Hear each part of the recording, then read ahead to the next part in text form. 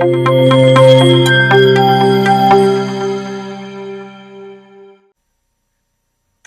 está en plena marcha el proceso constituyente que nos llevará por este camino hacia una nueva constitución. Conocemos los 155 nombres de los encargados para hacer esta misión. Solo falta que sesionen, pero ¿qué complejidades podría tener el proceso? ¿Qué puntos son los más importantes desde el punto de vista constitucional, también técnico? Bueno, todo esto y más vamos a estar hablando hoy con Pamela Figueroa. Ella es coordinadora académica del Observatorio Nueva Constitución. Pamela, ¿cómo estás? Bienvenida, muchas gracias por acompañarnos. Hola Patricia, muy bien, muy buenos días, gracias por la invitación. Muchas gracias a usted por estar aquí hoy. Pamela, ya llevamos casi un mes de las elecciones que nos dieron los 155 nombres de los constituyentes. ¿Cómo ha visto el ambiente que se ha generado entre ellos y de cara a lo que va a ser la convención? Sí, bueno, yo creo que ya estamos, como decías tú, a un mes, ya el Tribunal Calificador de Elecciones está pronto a cerrar ese proceso electoral y por tanto muy prontamente se va a convocar a la convención para que se instalen, probablemente la primera semana de julio. Y los convencionales constituyentes yo creo que ya los hemos conocido, los hemos visto, yo creo que inicialmente en algunos sectores hubo como bastante sorpresa, ¿ya? Y creo que eso refleja también un poco el momento político que está viviendo Chile, que hay ciertos sectores de la sociedad, sobre todo como una élite más tradicional, que no es solo una élite política, sino que también social y económica, que pareciera como que no, como que les sorprende ver a representantes de otros sectores de la sociedad, y yo creo que eso es una muy buena noticia, o sea, poder tener una convención constitucional que sea más representativa de la sociedad chilena, más parecida a la sociedad chilena, es sin duda un avance democrático. Y eso, bueno, por un lado lo dieron las reglas del juego las reglas del juego electoral de la elección de la convención constituyente, porque con paridad, con escaños reservados para pueblos indígenas y sobre todo con la posibilidad de las listas de independientes, se dio una gran diversificación de candidatura, algo que nosotros ya habíamos estudiado y observado desde el Observatorio Nueva Constitución, y eso logró reflejarse también en la representación de la convención. Entonces creo que las primeras semanas fueron de conocer a estos, quiénes son estos convencionales constituyentes, que como decía es una mezcla de distintas tradiciones, de distintos territorios, y eso creo que es muy positivo, ya que haya una gran diversidad en la representación. 77 mujeres, 78 hombres, 17 escaños, los escaños reservados para los pueblos indígenas, más de un 60% de los convencionales constituyentes son independientes, es decir, que no son militantes de partido, aunque ellos, la mayoría fueron en lista, solo un independiente se eligió sin lista. Hubo nuevas listas de independientes como la lista del pueblo, independientes no neutrales que lograron tener una buena representación, y también militantes de partidos y independientes que fueron en las listas de partidos. Y de los discursos que hemos escuchado, de las declaraciones que ya se han visto de distintos constituyentes, ¿cuál es la sensación ambiente de cuán fácil o no va a ser el poder llegar a acuerdo una vez que ya se forme la convención? Sí, mira, una cosa que es importante señalar, que no porque no sean personas que ya conocemos, porque han tenido cargos públicos o experiencia política previa, y eso es algo que también habíamos nosotros observado en uno de nuestros informes del Observatorio de Nueva Constitución, que el 77% de las candidaturas no tenían experiencia política ni pública previa, entonces era bastante predecible que los que se eligieran eran personas sin esa trayectoria, pero eso no significa que no tengan posiciones, y de hecho cuando ellos y ellas inscribieron sus candidaturas, debieron también inscribir sus programas, ¿ya? O sea, en el fondo eso es un requisito de la ley. Y en los programas uno puede ver que en general hay muchos temas de consenso, ¿ya? Más que de disenso. Yo creo que hay temas nuevos que generan acuerdos amplios en los convencionales constituyentes, ¿ya? Por ejemplo, si uno mira los programas de los 155 convencionales constituyentes, claramente hay una idea, ¿ya?, general de cómo es la sociedad que se expresa en esos programas, y creo que está muy acorde también con lo que ha venido planteando la ciudadanía. Ya hay otros trabajos que se han hecho con ciudadanos, no solamente estudios de opinión pública, sino que también trabajos de diálogo y de deliberación con ciudadanía, y eso es muy cercano a lo que están planteando los convencionales, que una sociedad que va a tender mucho más a una profundización de la democracia, a valores que están asociados a esa democracia más amplia, valores asociados al feminismo, a la ecología, a la dignidad humana, y eso uno lo ve porque en general las propuestas que más se repiten están asociadas a ese tipo de temáticas, ¿ya? Pamela, y pensando justamente lo que usted mencionaba, esto de que son personas que claro, no conocíamos, que difieren un poco del típico político que podríamos haber conocido antes, el discurso al que estamos acostumbrados, ¿cómo han visto desde el observatorio el conocimiento que tienen los constituyentes respecto a los distintos temas que van a abordar? Distintos niveles de profundidad, ¿ya? Yo creo que hay muchas, bueno, uno, porque también los perfiles de cada una de las candidaturas está igual que el Congreso, ¿ya? Si uno mira los parlamentarios, los senadores, no es que todos los parlamentarios y senadores tengan conocimiento profundo de cada una de las materias, y nadie espera que lo tengan, ¿ya? O sea, ellos son representantes, ¿ya?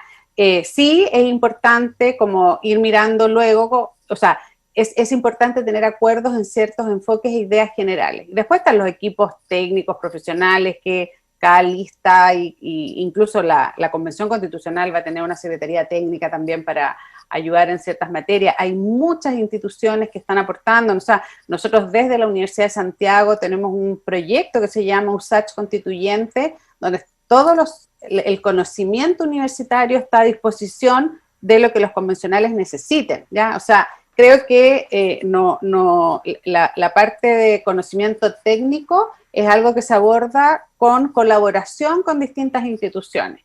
Pero sí creo que es importante pero no es tener algo que una preocupe. idea hacia dónde se va, ¿ya? Y yo creo que en eso sí me parece que está muy claro la necesidad de incorporar nuevos derechos y de garantizar esos derechos de una manera más explícita, pero también viable dentro del contexto del texto constitucional. Y eso sí me parece que está como bastante conversado. Lo que nosotros hemos visto... ¿A qué se refiere con que sea viable? No, lo que pasa es que cuando tú garantizas derechos en el texto constitucional, también tienes que establecer cómo se van a garantizar esos derechos, ya en el sentido de que la ciudadanía también necesita como tener muy claro cuáles derechos van a estar garantizados y cómo se va a dar esa garantía, cómo se va a ir cumpliendo el nivel de gradualidad, porque también todo eso requiere no solamente recursos económicos, sino que también capacidad del Estado de abordar ciertas problemáticas, y que la futura legislación y las futuras políticas públicas puedan tener ese desarrollo, porque yo creo que a medida que se va instalando el debate constitucional, me parece que a la gran mayoría de las personas les queda bastante claro que la Constitución ya establece cuestiones generales, pero esas cuestiones generales son muy importantes para habilitar la futura legislación y políticas públicas, que es el problema que tenemos hoy día, porque hoy día hay cosas que se quieren legislar, hay políticas públicas que se quieren hacer y no se pueden hacer porque la Constitución es muy rígida y restrictiva. Entonces, yo creo que en eso hay claridad, en el sentido de que lo que requiere la Constitución es instalar ciertas temáticas, ya que queden consagradas constitucionalmente, para que luego la legislación y la política pública puedan ir haciendo como la bajada concreta de esos temas constitucionales. Respecto a lo que ustedes han podido analizar en el observatorio, ¿cuál es la sensación general con la que se quedan respecto a cómo ve cada constituyente que debería ser esta constitución? ¿Debería ser más general, más específica? ¿Cómo lo han visto? Bueno, no sé si todos se han como manifestado frente a ese punto.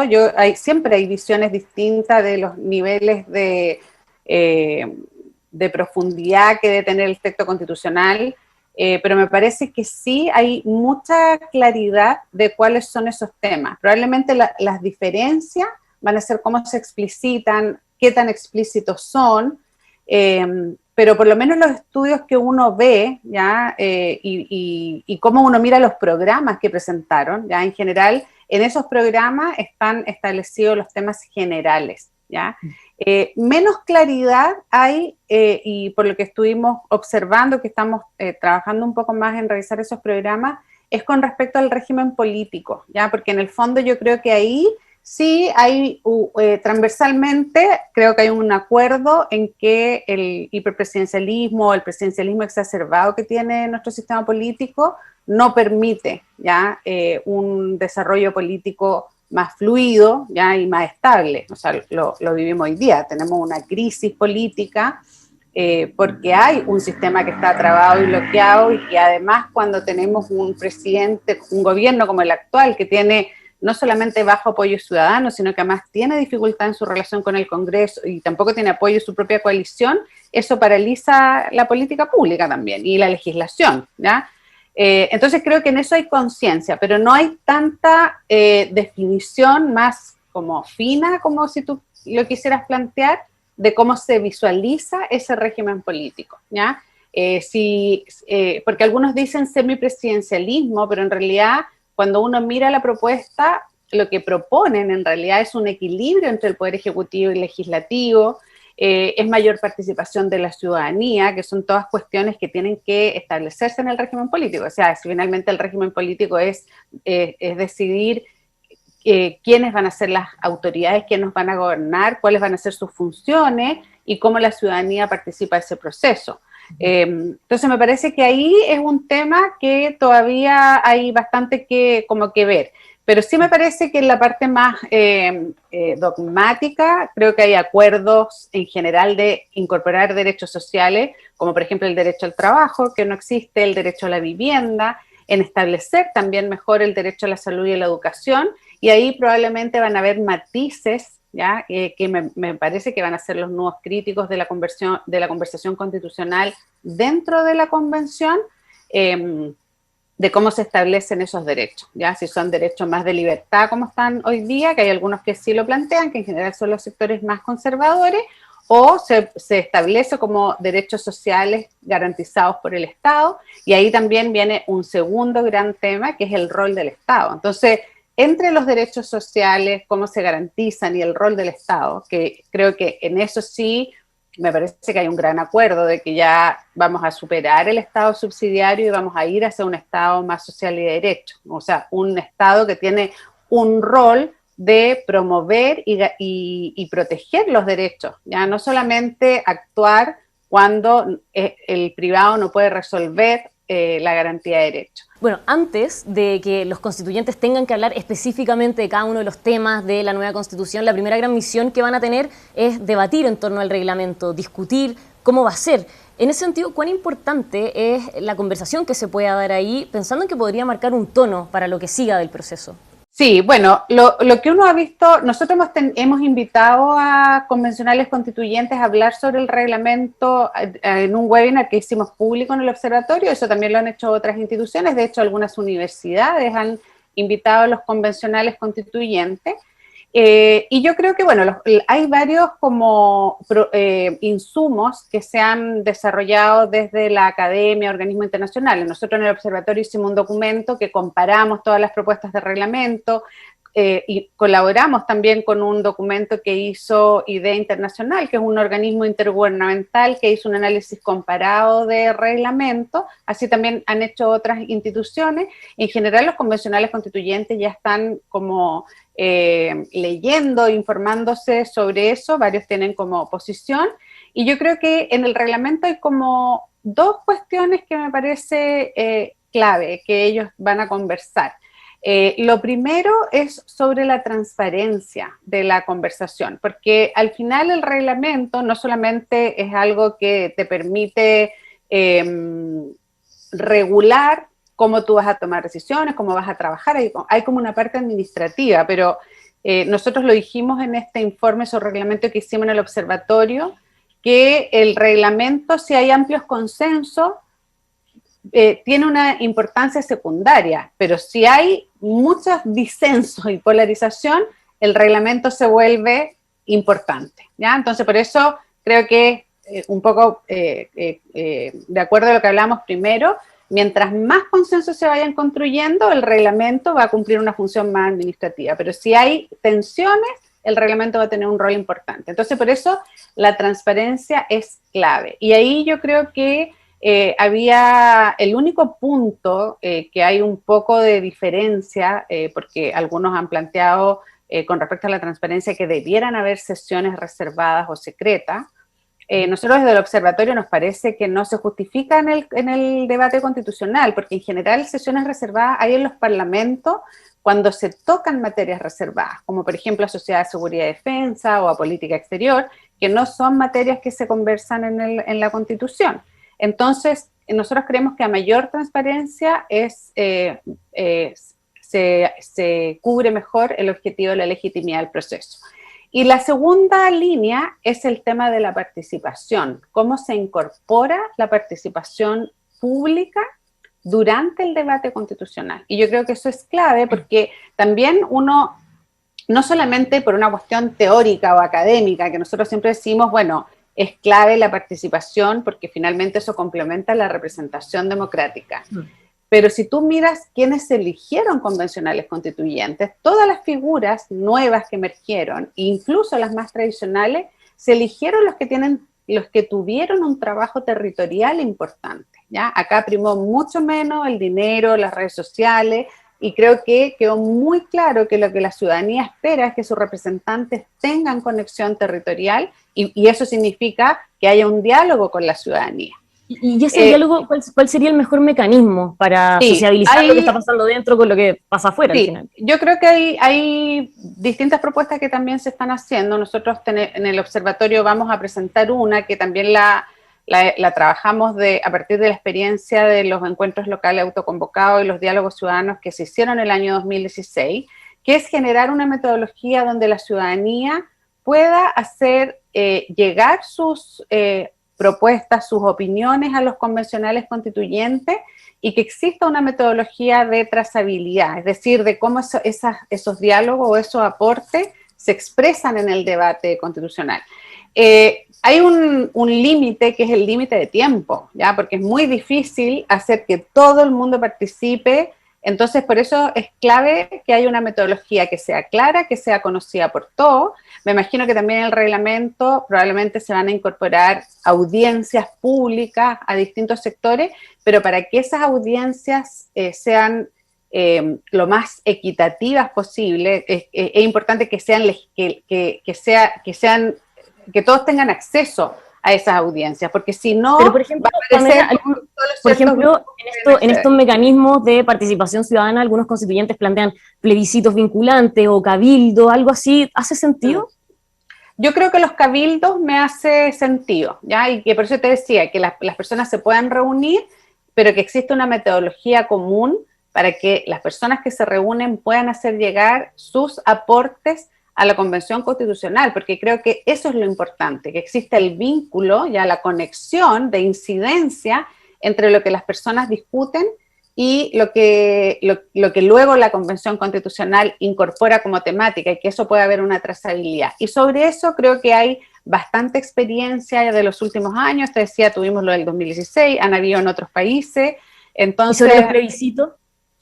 Yo creo que los plebiscitos tienen o sea, me parece que es mucho más deliberante los cabildos que los plebiscitos, ¿ya? Porque los plebiscitos va a depender mucho de quiénes participan, qué temática, tienen una logística que es bastante compleja, y vamos a tener además un plebiscito final ratificatorio del texto, que me parece donde la ciudadanía se puede expresar. A mí me parece mucho de mayor profundidad democrática la deliberación a través de mecanismos de participación deliberativa. Eso me parece que tiene más densidad, ¿ya? Porque en el fondo convoca personas que deliberen sobre un tema y puedan entregar sus aportes en ese debate constitucional. Pamela, ya para ir cerrando, ¿cuán decidor va a ser para todo este proceso el que al inicio de la convención se modifiquen o se intenten cambiar las que se han llamado como las reglas del juego, por ejemplo, los 2/3?